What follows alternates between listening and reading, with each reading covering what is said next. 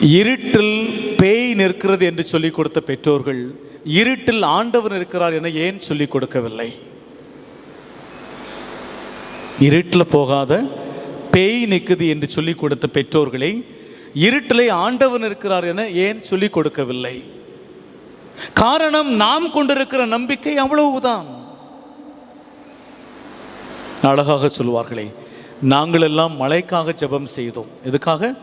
மழைக்காக ஜெபம் செய்தோம். ஒரே ஒரு குழந்தை மட்டும்தான் குடையோடு வந்தது கோவிலுக்கு.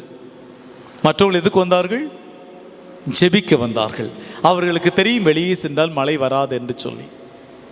ஆனால் அந்த குழந்தை குடையோடு வந்தது. அந்த குழந்தைக்கு தெரியும் நாமெல்லாம் ஜெபிக்க போகிறோம், ஜெபித்தால் மழை வரும், மழை வந்தது என்று சொன்னால் வெளியே செல்கிறது, மழையிலே நனைந்து விடுவோமே, எனவே குடையோடு வந்தேன். அந்த ஒரு குழந்தைக்காக கடவுள் இந்த உலகத்திலே மழை பெய்ய வைப்பார்.